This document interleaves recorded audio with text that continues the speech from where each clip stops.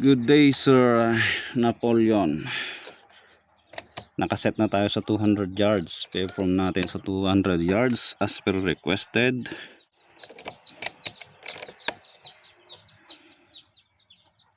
Firing.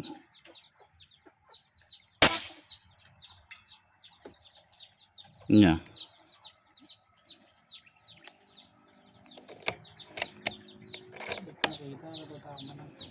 Okay, firing.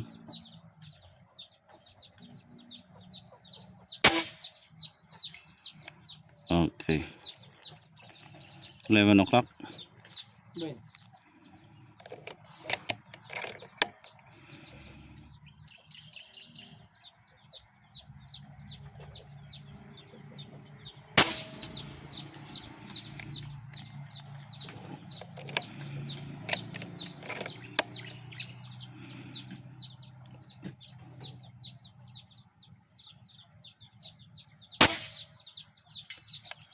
Well, 12 o'clock.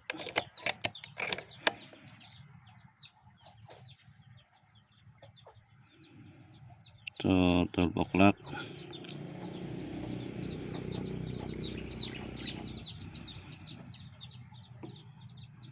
Firing. Late na plate. Oh, lumakas na.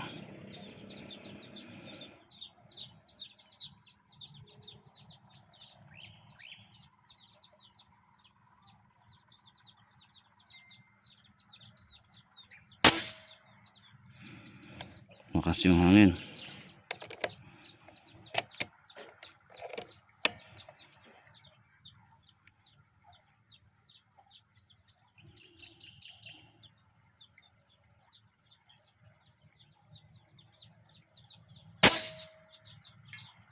Hit. Isa pa, Sir Napoleon.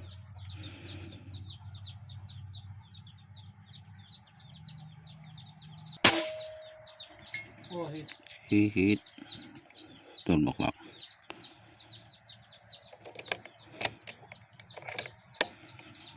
$12 o'clock. Ulit mo kayo dito.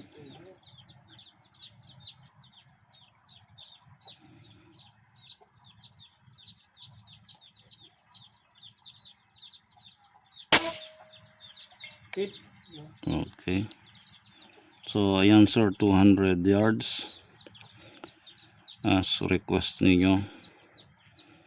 Nauna tayo dito sa 8 inches target plate. Ayan po yung 8 inches. So kung kukunin mo sa side nyan, yan ang correct na 8 inches. Ayan. Pero sa vertical line yan sir, hindi yan 8 inches, around 9, more than 9 yan. Kasi parang teardrops or water drop yung ating plate. Ito naman Sir Napoleon, yung ating plate 4x4 po yan, set at 200 yards. Yan sir, sa side dito kasi yung plug natin. So ayan, from 1, ayan, ayan po, 4x4 plate at 200 yards Sir Napoleon. Okay, tanggalin natin tong camera o yung cellphone natin sa iyong side cam. Bale, ang gamit ko sir is ang aking was hunter, pero itong sa inyo, yung scoop ninyo, halos parehas din tayo ng